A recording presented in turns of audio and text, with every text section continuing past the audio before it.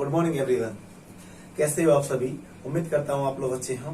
मैं आपके साथ मोहम्मद परवेज, आपका स्वागत है ऑनलाइन प्लेटफॉर्म पर नज़्मुन जाहिद एकेडमी के। तो आइए शुरू करते हैं आज के सेशन को। जैसे कि आप हमने देखते हैं, हम लिखा जाता है जिन्हें कुछ भी नहीं आता है वो सेशन को जरूर देखिए। जी हाँ, बिल्कुल सही बात लिखी जा रही है। अगर आप में से कोई ऐसे हैं जिन्हें सब्जेक्ट के बारे में, ऑब्जेक्ट के बारे में, वर्ड के बारे में, इंग्लिश पढ़ने के बारे में, इंग्लिश की हिंदी के बारे में, या आपके घर में कोई स्टूडेंट्स हैं या बच्चे हैं उन्हें कुछ भी नहीं आता है, तो प्लीज मैं आपसे इल्तिजा करता हूँ, रिक्वेस्ट करता हूँ, आप उन सभी को यह वीडियो जरूर दिखाइए। हम इस सेशन को बहुत अच्छी तरीके से आपके लिए प्रिपेयर करते हैं, तैयार करते हैं। तो आइए शुरू करते हैं आज के सेशन को। इस सेशन को देखते देखते आप इंग्लिश में बहुत कमांड हासिल करने वाले हैं और बहुत सी नॉलेज आप लेने वाले हैं, प्राप्त करने वाले हैं। सिर्फ आपको इस वीडियो को पूरा देखना है, बराबर देखना है। आइए शुरू करते हैं। चैप्टर नेम है the honest farmer. The honest farmer, the honest farmer, the honest farmer, the honest farmer. आपको बहुत ध्यान से देखना है कि सर यानी कि मैं मोहम्मद परवेज किस तरीके से वर्ड को, सेंटेंस को पढ़ रहे हैं। आपको उसी तरीके से प्रैक्टिस भी करना है। बिना प्रैक्टिस के कुछ भी नहीं है। इंग्लिश बोलना नहीं आएगी, आप लगातार बहुत ध्यान से प्रैक्टिस करिए।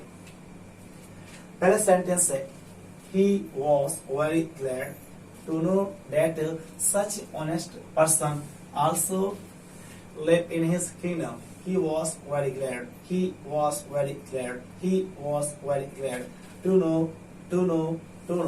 that such honest person, that such honest person, that such honest person also live in his kingdom. इस पूरे सेंटेंस में कोई टफ वर्ड नहीं है, सिर्फ आपको ध्यान रखना है ये हिज के बाद जो किंगडम आया है इसे जोर से पढ़ना है। His father, his mother, his sister, his brother, his mobile, his pencil, my father, my brother, my sister, my mother. सिर्फ इस तरह से पढ़ना होगा हिज किंगडम को। और बहुत आसान वर्ड है।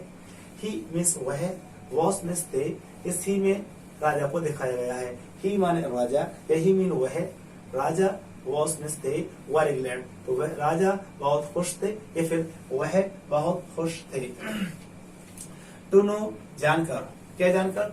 डेट की सच ऑनेस्ट पर्सन, ऐसे ईमानदार लोग, आसो माने भी, ऐसे ईमानदार लोग भी लिव इन हिज किंगडम, उसके राज्य में रहते हैं। तो राजा बहुत खुश थे यह जानकर कि उनके राज्य में ऐसे ईमानदार लोग भी रहते हैं। अब बात करते हैं, इस सेंटेंस में कोई वर्ब नहीं है। इस सेंटेंस में वर्ब है बी की सेकंड फॉर्म वॉज, क्योंकि यहाँ पर कोई भी आना जाना, खाना पीना, उठना बैठना चलना, कोई फिजिकल वर्ब नहीं है, ना ही कोई नेचुरल वर्ब है। जब कोई वर्ब नहीं होती है आपको मेन वर्ब बी यह सेंटेंस बनाना चाहिए। तो यहाँ पर बी के सेकंड फॉर्म वॉज का यूज किया गया है। ये सेंटेंस बिना वर्ब का है। ही इसका सब्जेक्ट है, वॉज इसकी वर्ब है और इसमें कोई भी ऑब्जेक्ट नहीं है। ग्लैड जो है एडजेक्टिव है, वेरी जो है एडवर्ब है। टू को यूज किया है इस वर्ब को शो करने के लिए। अगर हम वर्ब के प्लेस के बाद कोई दूसरी वर्ब यूज करना चाहते हैं, बोलना चाहते हैं, लिखना चाहते हैं, तो हमारे पास दो तरीके हैं। Point number 1, to verb first form लिखिए या फिर फर्स्ट फॉर्म में आईएनजी लगा दीजिए। अब इस नो में तो आईएनजी नहीं लगेगी। अगर हम नो में लगाते हैं आईएनजी तो होगा जानकारी, इसलिए टू का यूज किया गया है। इस टू की हिंदी यहाँ पर कर है। क्यों कर है? क्योंकि हम टू से पहले बोल रहे हैं एडजेक्टिव। अगर किसी भी सेंटेंस में एडजेक्टिव की बात में टू आता है तब उस टू की हिंदी कर होती है। उम्मीद करता हूँ मेरी बात समझे हो। अब यही बोले, कौन बहुत खुश था? Who was very glad? Who was very glad? To know जानकर, कौन जानकर बहुत खुश था? Who was very glad to know? राजा जानकर बहुत खुश थे। The king was very glad to know. The king was very glad to know. क्या राजा या फिर क्या वह बहुत खुश थे? Was he very good? Very glad. Was he very glad? Was he very glad? Answer yes, वह बहुत खुश थे या राजा बहुत खुश थे। कारण हम वह बोलेंगे, राजा नहीं बोलेंगे। वह बहुत खुश थे। Yes, he was very glad. He was very glad. He was very glad. दूसरा सेंटेंस देखिए। Can you estimate the price of these gold coins? Can you estimate the price of these gold coins? Can you estimate the price of these gold coins? Can you estimate the price of these gold coins. इस sentence में सिर्फ ये word है, इसके इसे पढ़ेंगे estimate.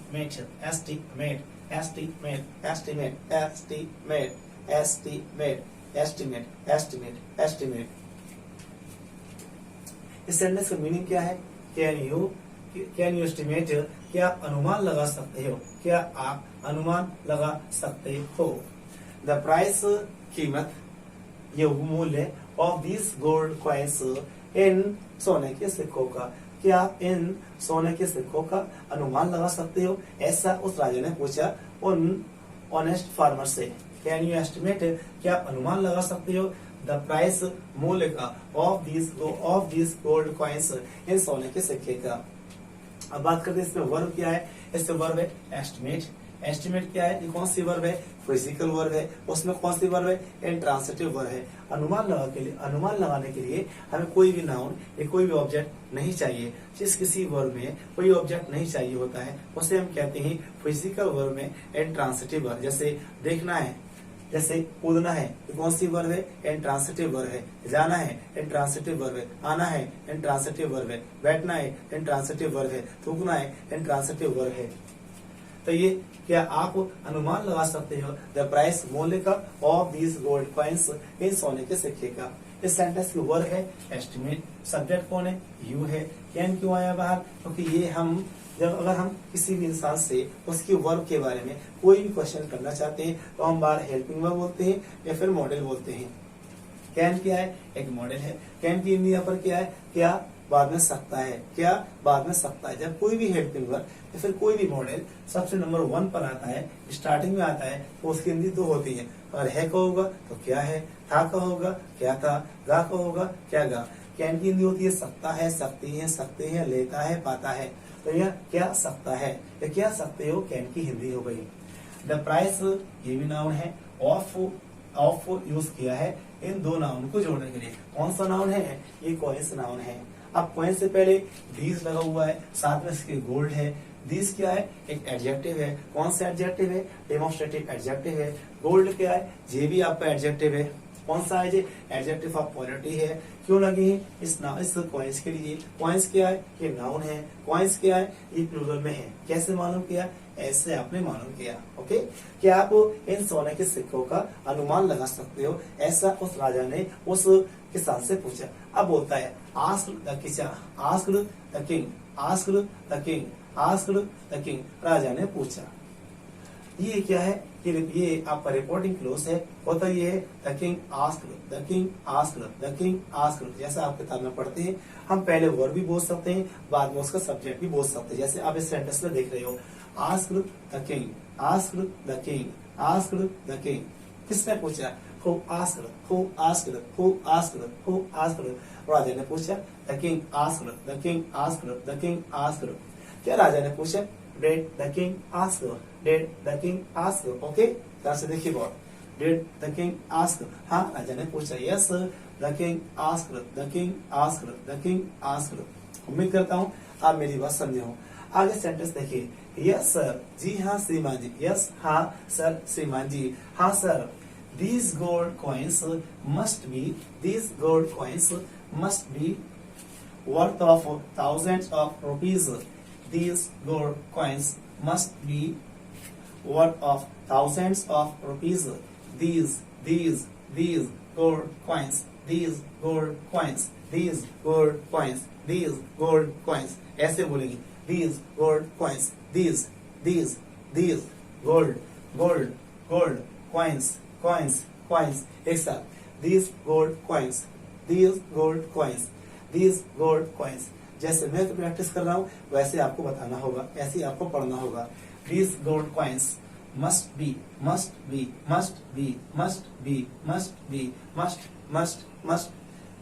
be, must be.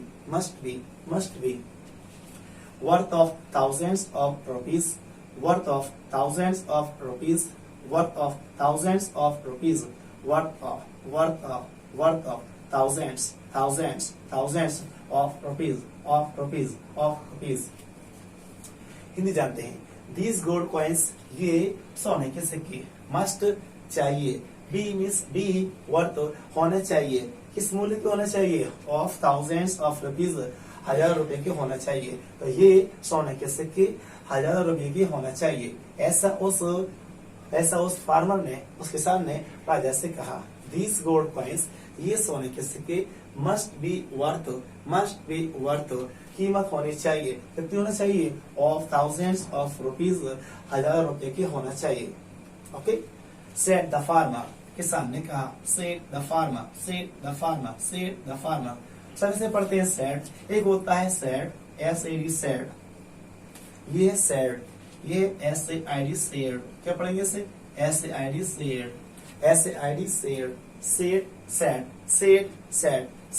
said.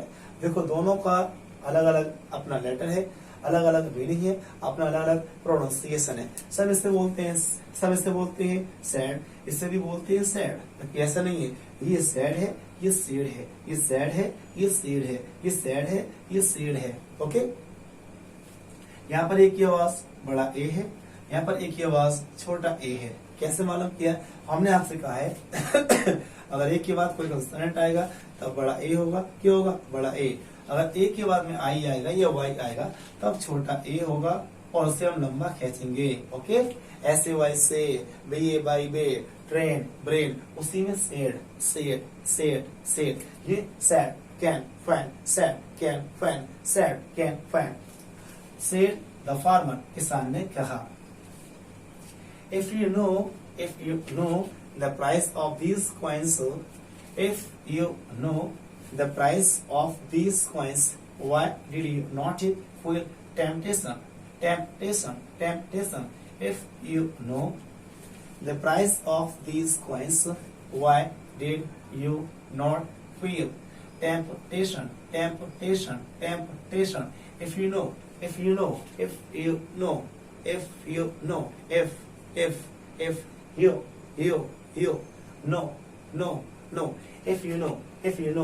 know, the price of these coins, the price of these coins why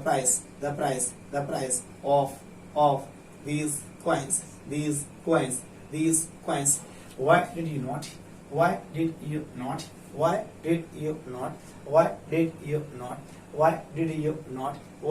you not feel? बड़ी ज्यादा खींचना है. फील सी ऐसी होती है. फील सी में डबल ई है और फील में डबल ई है. फील. इस वर्ड को देखिए. टेम्पटेशन.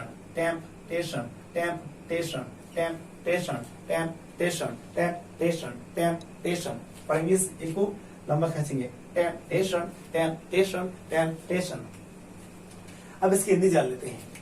इफ यू नो, यदि आप जानते हो, द प्राइस, मूल्य, ऑफ दीज कॉइन्स, यदि आप इन सिक्कों का मूल्य जानते हो, प्राइस जानते हो, why did you not feel temptation, आपको क्यों लालच महसूस क्यों नहीं हुआ?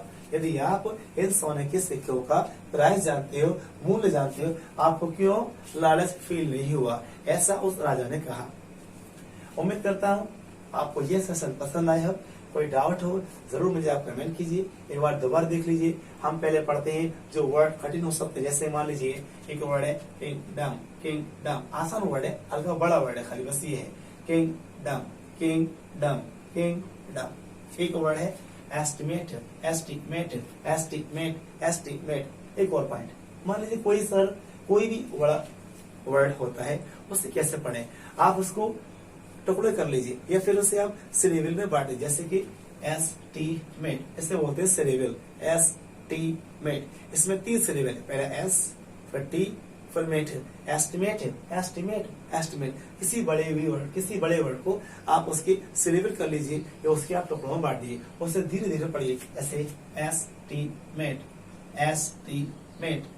एस्टीमेट. और कोई वर्ड, एक और वर्ड है, ये लास्ट का वर्ड है temptation, temptation, temptation, temptation, temptation, temptation. ये वर्ड क्या है? Was, was. ये very glad, very glad, very glad. आगे चलते हैं। Such honest person, such honest person, such honest person. ये वर्ड क्या है? Asked the king, asked the king, asked the king. और देखते हैं thousands of rupees, thousands of rupees, thousands of rupees, these coins, these coins, these coins। ऐसा क्यों कर रहा हूं मैं? अगर आपके पेरेंट्स या आप इस वीडियो को देख रहे हैं, आपको मतलब ये, अगर आप में से कोई वीक है तो आप प्लीज पूरे पैराग्राफ को पढ़ने के बाद खुद जो बड़े वर्ड लगे, कठिन वर्ड लगे, आप उन्हें दोबारा पढ़िए। ओके, उम्मीद करते हैं आपको यह सेशन पसंद आया हो। मिलते हैं नेक्स्ट सेशन में। जय हिंद।